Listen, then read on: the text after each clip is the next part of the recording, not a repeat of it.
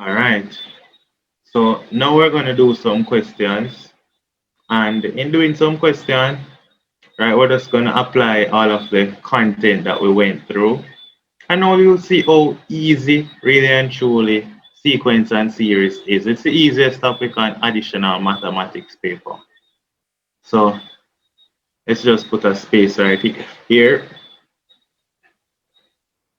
I'm just putting space it off where we're going to work our answers. So just for labeling, let's label this as part I. Let's label this as part I. This as part II. Or let's say this is 1. This is part 2. And this is part 3. So let's look at the first part. It says, use the fact that Sn is equal to the sum from r equal 1 to n of r, and that is equal to a half n times n plus 1. So they're telling us that Sn is equal to Sn, as it means the sum to n terms, so the sum of m terms, so the sum from n equal 1 to n of r. They're telling us the formula, which we know, it is a half n times n plus 1, which we'll look at this formula already. Now they say use that principle to express S2n in terms of n. So then S2n now is, let's use a different color, S2n. S2n means we're going to replace n with 2n. S2n is the sum from r being equal 1 to 2n of r, and that is equal to, anywhere we have n, replace it with 2n. So it is a half. This is no longer n, but a half of 2n times, this is not n plus 1, but this is now 2n plus 1. So this is 2n plus 1. And so what this works out now to be is, now 2n times a half is just n. And so that works out to be the sum to 2n terms, or S2n, is n times 2n plus 1. So that get rid of part 1. So get n times 2n plus 1. Very easy. Now the next part we are pre now is that it asks us find the constants p and q such that S2n minus Sn is equal to Pn squared plus Qn. So they're telling us that S2n minus Sn is equal to Pn squared plus Qn, right? So that's what we have. S2n minus Sn is Pn squared plus Qn. If S2n minus Sn is Pn squared plus Qn, and we need to find the constants of P and Q. Now it is easy now. What we're going to do is we're going to substitute this as S2n now, because we have it in terms of n. So it is just n times 2n plus 1 minus Sn now. Sn, as we know, it is a half n into n plus 1. So it is a half n into n plus 1. Now, we can always simplify this, right? Because this not done yet. Like this not look simplified. This look complicated still. This is equal to now the n times the 2n give we 2n squared. So get 2n squared. And then the 1 times the n give us plus n minus now a half n right here times n, that give us minus a half n squared. And then we have minus a half n times positive 1 is just minus a half n. So this is what, remember, so this part that we're working out right here is S2n minus Sn. So this is S2n minus Sn. And so what we're getting now is that this can be simplified to be, this is simplifying to be 2n squared minus a half n squared is 3 over 2n squared. And then we have 3 over 2n squared, and we have n now, positive n, minus a half n. N minus a half n just left me back with half n. All right, and so what we can conclude then is that therefore S2n minus Sn, that is working out to just be 3 over 2n squared, 3 over 2n squared plus a half n. So we have 3 over 2n squared plus a half n. But remember it said that it is equal to Pn squared plus Qn. So remember the question also tell us that S2n minus Sn is also equal to Pn squared plus Qn. Pn squared plus Qn. And so what we realize then is that comparing the two, if we're to compare the two, comparing these two, then this must be equal to this. And so what we're getting then is that P must be equal to 3 over 2 and Q must be equal to, that looks like a half. And so those are the value of the constants. Very easy. Now the next part says, hence, find the value of n such that S2n minus Sn is equal to 260. So it says, hence, solve the equation S2n minus Sn equal 260. So solving S2n minus Sn equal 260. To solve this equation equal to 260, what we're pretty much solving is that this implies S2n minus Sn, as we know it is 3 over 2n squared. So we have 3 over 2n squared plus a half n. That's S2n minus Sn. And we're solving this equation equal to 260. That's pretty much what we're solving, equal to 260. Now, since that is the equation that we're solving equal to 260, then we're nice. We pretty much govern. Because now we just end up with a regular equation for solving for n. So what I notice is that we have an n squared n and a constant. So this looks like a quadratic.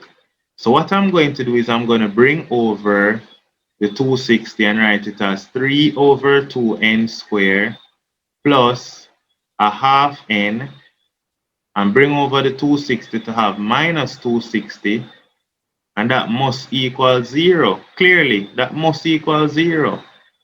So now I can multiply this equation through by 2, right? So solving now a quadratic. If I multiply this equation through by 2, so if I multiply the equation through by 2, then what I get is 2 times 3 over 2, that works out to just be 3.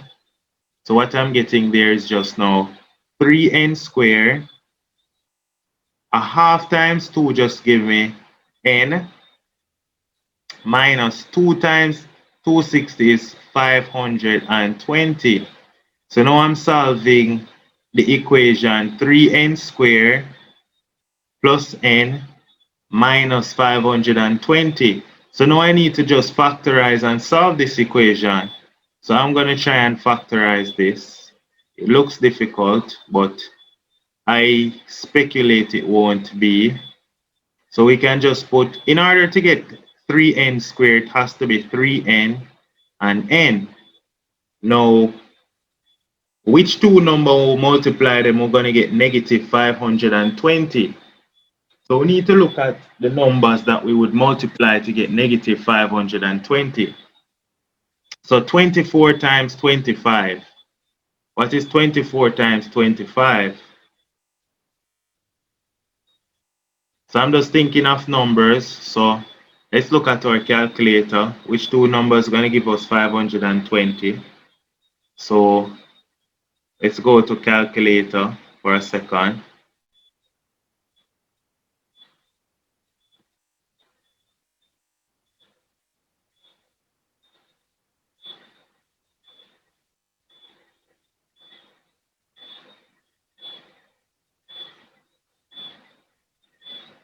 Alright, so I'm just checking what is 24 times 25. That's 600, so that's bigger than the 520 that I want. So that's a no-no. 520 divided by 25. So it can't be 25 either. 520 divided by 24, if there's such a thing. Nope. Alright, so I'm not going to factorize it this way. I'm going to use the quadratic equation. So when you get to a part like this now, I was just trying to do it cute. Doing it cute to get the answer. We can just use the quadratic equation, and so n is equal to minus b, which is minus 1, plus or minus the square root of b squared, which is 1 squared, minus 4 times a, which is 3, times c, which is negative 520, divided by 2a, divided by 2a, which is 2 times 3, which is 6. So let's plug this in our calculator and see what we're getting for n. So we're getting, let's work out the square root part. 1 squared minus 4 times 3 times negative 520. So let's work that out in our calculator. So we have 1 squared minus 4 times, what was that? 4 times 3 times negative 520.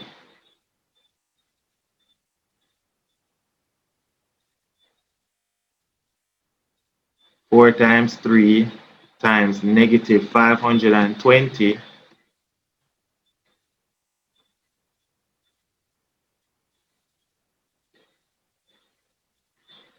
So we have 6,241, and let's find the square root of 6,241. What we're getting is 79. So the square root of that number is 79. And so what we're getting is n is equal to minus 1 plus or minus 79 divided by 6. And that gives us n.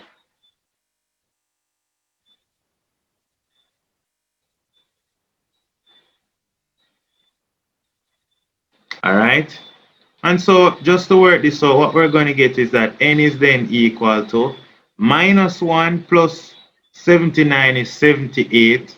78 divided by 6 is 13. So we'll get n equal 13, or minus 1 minus 79 is negative 80 over 6. But negative 80 over 6, this one is not going to be valid because we cannot be finding the sum from r equal 1 to some negative number. Think about it. And so the only answer is going to be n equal to 13. So that's going to be our answer. So the final answer is n is equal to 13. Easy stuff. So n is equal to 13. That's our answer. Easy, soft. All right, so if you were to plug in n equal 13 and take the difference of these two series, we're going to find that the result is 260. Nice. Let's look at question 2. Now, question 2 says express the sum from r equal 1 to n of r times r minus 1 in terms of n, and hence calculate the sum from 61 to 100 of r times r minus 1. So let's do this question. We're going to tackle this question. All right, so let's split it right here and work out this question. So to start, it said to express it in terms of n. So we want to answer in terms of n. So what we have is the sum from r equal 1 to n of r times r minus 1. So the sum from r equal 1 to n of r times r minus 1. Now that is just going to work out to be equal to the sum from r equal 1 to n of r times r is r squared minus, now r times negative 1, or r times 1 is just r. So it works out to be the sum of r times 1 to n of r. So remember, we can expand this, of course, using the property of the summation that we learned, that the sum of f of r plus g of r is the sum of f of r plus the sum of g of r. So when you expand r times r minus 1, you get r squared, and then r times 1 is just r. So we get r squared minus r.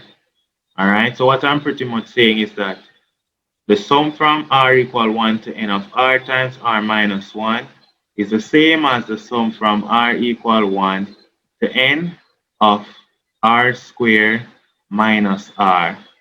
And then the sum of r squared minus r, we can then go ahead and proceed to use this formula, the sum from r equal 1 to n of r squared minus the sum from r equal 1 to n of r. So now this answer is pretty simple. It's straightforward now. So the final answer will be equal to, it says express in terms of n.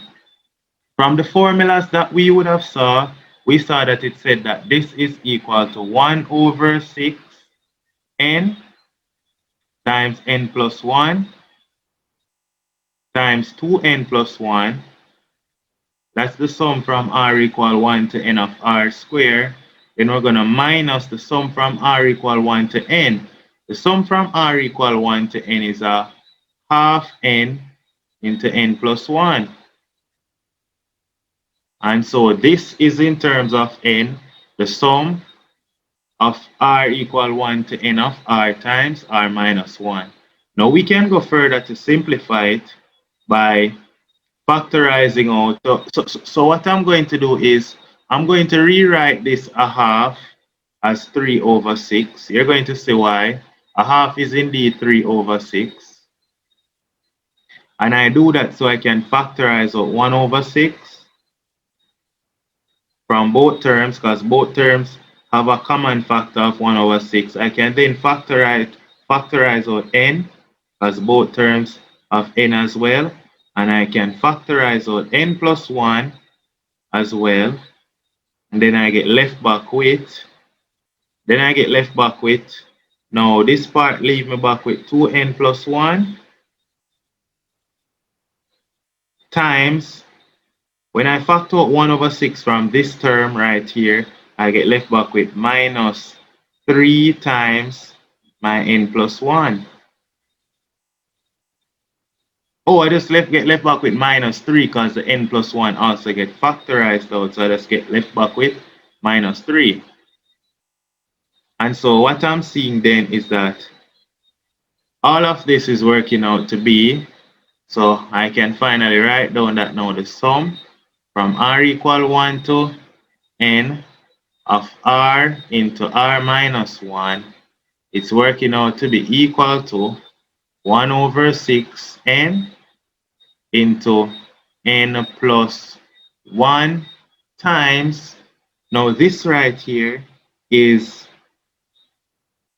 2n plus 1 minus 3. 2n plus 1 minus 3, that is going to be 2n plus 1 minus 3, and 1 minus 3 is negative 2. So this is now 2n minus 2. So that's 2n minus 2. All right? And so that is what I'm getting. So this works out to be a half n times n plus 1 times 2n minus 2. Easy, easy. Soft. All right, now the next part says, hence find the value of the sum from 61 to 100. So to evaluate the sum from 61 to 100 is we're going to have to go back to this rule, right? So before we even do this question, I just want to recall. So let's recall recall that we said the sum, recall the sum from R equal A to N, it's equal to the sum from A to B plus the sum from B plus 1 to N. B plus 1 to N.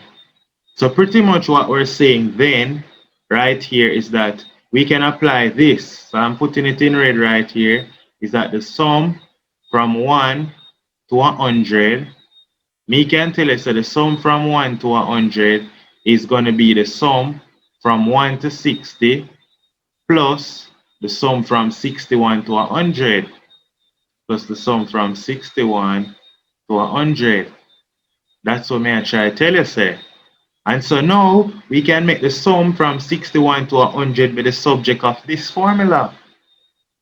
So that's all we're going to do. So we can just write down right here now that the sum from R being equal to 61 to 100 of R times R minus 1, it's going to be equal to the sum from R being equal to 1 to 100. If we make the sum from R equals 61 to 100, the subject of this formula is just the sum from 1 to 100 minus the sum from 1 to 60. So minus the sum from 1 to 60. And that's the sum from 61 to 100. Think about it this way. What if I ask you what the sum from 5 to 10? The sum from 5 to 10, you can tell me it is the sum from 1 to 10 minus the sum from 1 to 4. That's the sum from 1 to 10. The sum from 1 to 10 is 55. And that is the same as the sum from, so the sum from 1 to 10 is 55. The sum from 1 to 4 is 10. And so the sum from 5 to 10 is just the sum from 1 to 10, which is 55 minus 10, give me 45. That's the same as the sum from 5 to 10. All right? Many ways we can do mathematics, many ways. And so now the sum from 61 to 100 is just the sum from 1 to 100 minus the sum from 1 to 60. So it's equal to, all we're going to do is replace n with 100 right here. For the first one, replace n with 100 in this formula. So I'm going to put it in blue ink right here. Replace n with 100 right here. So it becomes equal to 1 over 6 times 100. Replace n with 100 again, we get 100 plus 1 is 101 times 100 right here. 2 times 100 is 200, and 200 minus 2, 200 minus 2 is 198. 198. Then we get minus now 1 over 6 times, we're going to replace n now with 60. Replacing n with 60, it's 1 over 6 times 60 times 60 plus 1, which is 61, times 2 times 60 minus 2. 2 times 60 minus 2, which is 118. So again,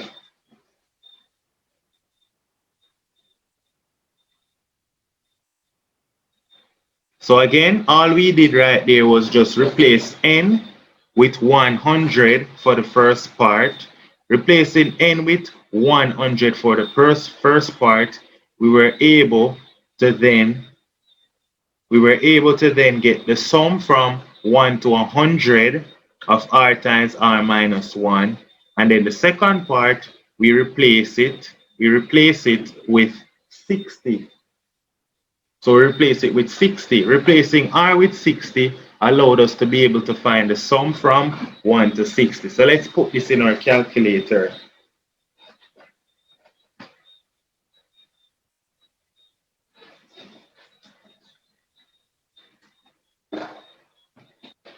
All right, so I'm putting this in my calculator. I'm getting 1 over 6 times 100 times 101 times 198, that's giving me 333,300 minus, putting in that side now, 60 times 61 times 118 times 1 over 6, and I'm getting 71,980.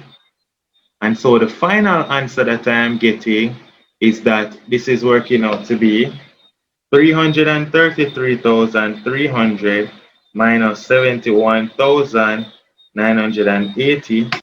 That is 261,320. So this is the final answer. Easy question. Now, for many students doing CAPE math and add math and even applied math, there's a website that you can even check your answer. It doesn't necessarily give you the solution like how you'd want to see it, but you can check your answer. And so I'm going to show you a website that you can use to check your answer. Right here is a website known as Symbolab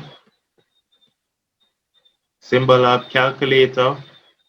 And in Symbolab Calculator, we can check our answers. And so what I'm going to check Symbolab to do is I'm going to work out the sum from R or N was equal to 61 to 100 of what they gave us was R times R minus 1. So in this case, it's N times N minus 1. Right? So we're working out the sum from N equals 61 to 100 of N times N minus 1. Just replace the dummy variable R with N. It's the same thing. And this is going to work it out for us. And here's the answer that we got as well. 261,320. All right? And so our answer is indeed right. This was the answer we got. So here it is, 261,320. So to check some of your answers for your add math and your CAPE, this is a very good website known as symbolab.com that you can work out homework questions and get full 100 for your work. Any work you get in class, you can get some hundreds. All right. So our answer is indeed right, as we expected. And so now let's look at question 3.